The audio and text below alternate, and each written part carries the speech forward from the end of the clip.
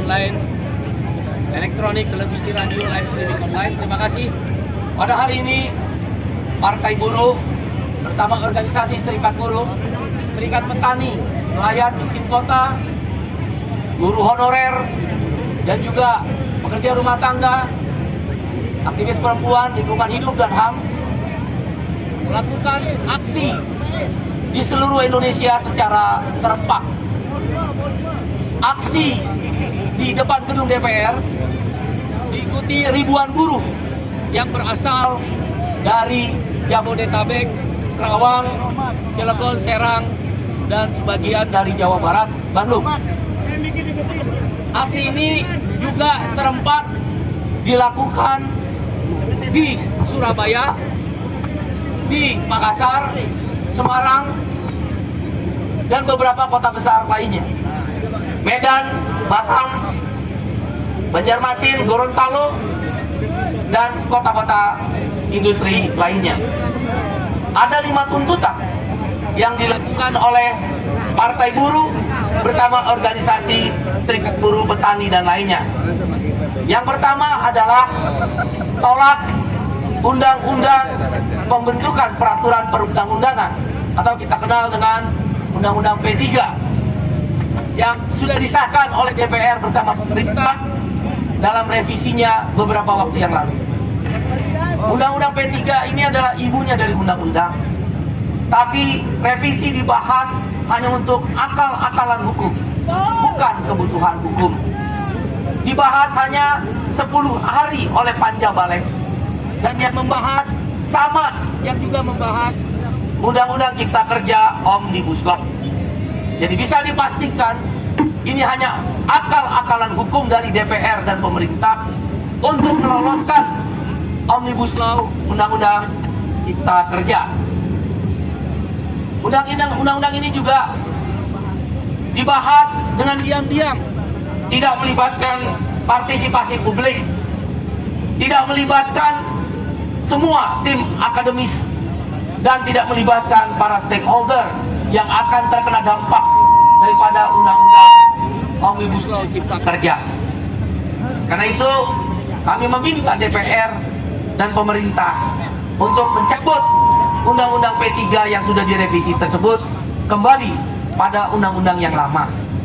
Yang dimaksud bersyarat oleh Mahkamah Konstitusi adalah memastikan pembahasan secara prosedur Undang-Undang Cipta Kerja melibatkan partisipasi publik, bukan memaksakan sistem hukum di Indonesia menerima Omnibus Law sebagai sebuah kebutuhan hukum, tapi berlaku hanya akal-akalan hukum.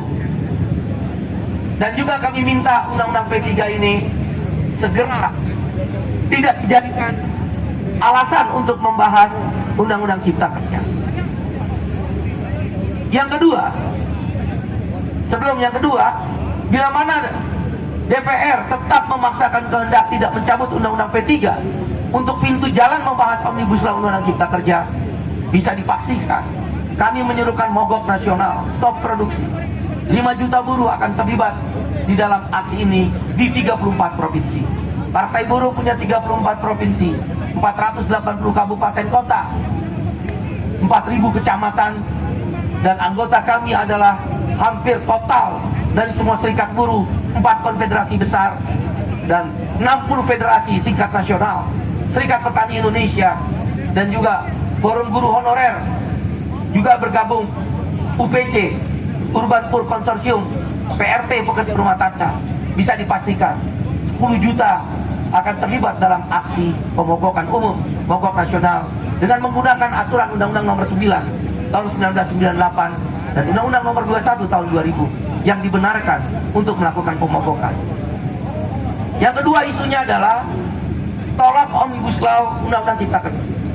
Kami minta kepada DPR dengan hormat dan pemerintah hentikan pembahasan Omnibus Law Undang-Undang Cipta Kerja karena sudah dinyatakan inkonstitusional, bersyarat, dan cacat formil. Isi materialnya kami mendengar sama yang dibawa ke dalam pembahasan yang akan datang. Dengan demikian DPR dan pemerintah telah melawan kehendak rakyat. Kami akan kampanyekan partai-partai politik di DPR yang mendukung pembahasan Omnibus Law Undang-Undang Cipta Kerja. 2024 biarlah rakyat yang menentukan apakah akan memilih kembali partai politik tersebut. Kami juga akan kampanyekan dan menyebar nama-nama yang bergabung di Panjabalek yang membahas Omnibus Law Undang-Undang Cipta Kerja. Biarlah rakyat nanti yang melihat siapa orang-orang yang telah menggadaikan, merugikan nasib rakyat. Outsourcing seumur hidup tanpa batas, karyawan kontrak tanpa periode dikontrak berulang-ulang, bisa 1000 kali dikontrak, tidak ada masalah. Buruh perempuan yang mengambil cuti haid dan cuti melahirkan, tidak jelas apakah dibayar upah atau tidak. Jam kerja yang panjang, yang flexible working hours, merugikan kaum buruh. Upah yang murah, terbukti 3 tahun berturut-turut dengan adanya Omnibus Law, upah tidak naik 3 tahun. Perhitungan lembaga survei Partai Buruh, riset Partai Buruh, 10 tahun buruh tidak akan naik upah akibat Omnibus Law. PHK yang semena-mena tanpa perizinan dari Pengadilan Hubungan Industrial dipermudah. Easy hiring, easy firing, mudah merekrut, mudah mem-PHK. Kita semua rakyat Indonesia terancam dengan Omnibus Law, terjadi PHK yang semena-mena. Pembayaran pesangon yang hanya 0,5 bulan upah atau 0,5 kali aturan yang ada telah membuat buruh bekerja, karyawan, pegawai 30 tahun bekerja hanya mendapatkan setengah bulan upah. Kekuatan modal yang hitam, pengusaha hitam telah melakukan kudeta konstitusional terhadap Omnibus Law. Kami sudah berkoordinasi dengan Konfederasi Serikat Buruh di dunia. Saya ILO Governing Body, salah satu pengurus Badan Perserikatan Bangsa-Bangsa PBB yang berkantor di Jeneва. Saya sudah melaporkan dan memasukkan dalam komite aplikasi standar dalam sidang ILO beberapa waktu yang lalu, yang juga Menteri Tenaga Kerja hadir, pemerintah Indonesia. Kami akan menjadikan Omnibus Law sebagai perlawanan dunia.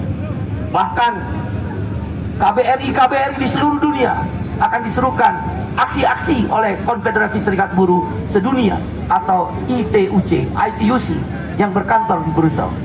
Dan di sidang-sidang ILO akan dilakukan pembahasan bahwa telah terjadi pelanggaran hak buruh, hak asasi manusia dengan disahkannya Omnibus Law. Pelanggaran terhadap terancamnya lingkungan hidup dan pelanggaran terancamnya HAM, hak asasi manusia.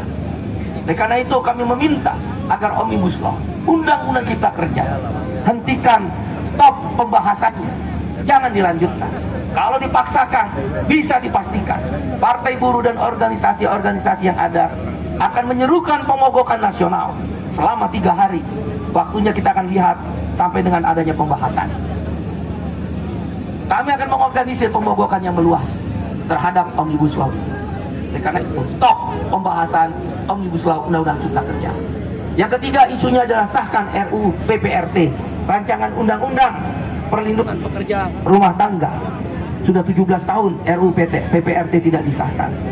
Yang keempat, stop liberalisasi pertanian melalui sidang WTO. Tahun ini akan ada konferensi tingkat menteri tentang liberalisasi pertanian.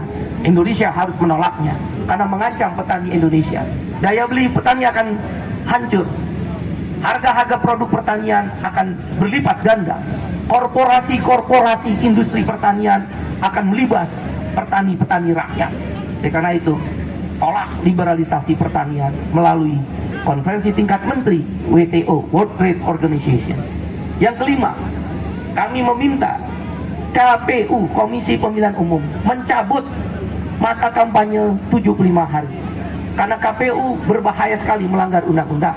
Di dalam undang-undang pemilu disampaikan bahwa masa kampanye adalah 7 bulan sampai dengan 9 bulan semenjak ditetapkannya daftar calon tetap. KPU telah bersepakat dengan pemerintah dan DPR melanggar undang-undang. KPU bukan di bawah DPR, bukan di bawah pemerintah. Karena pemerintah, presiden, calon wakil presiden nanti akan menjadi peserta pemilu. Anggota DPR sekarang partai politik, fraksi-fraksi menjadi peserta pemilu. Kok KPU bersepakat dengan peserta pemilu?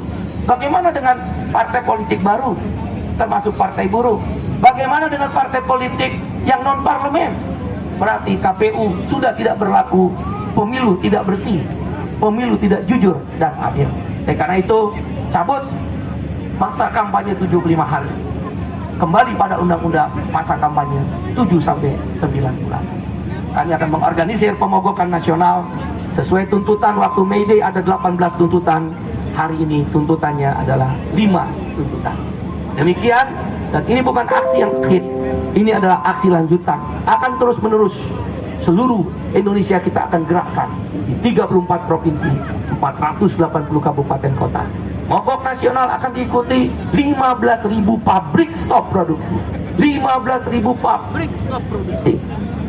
5 juta buruh akan keluar dari pabrik dan melibatkan 34 provinsi.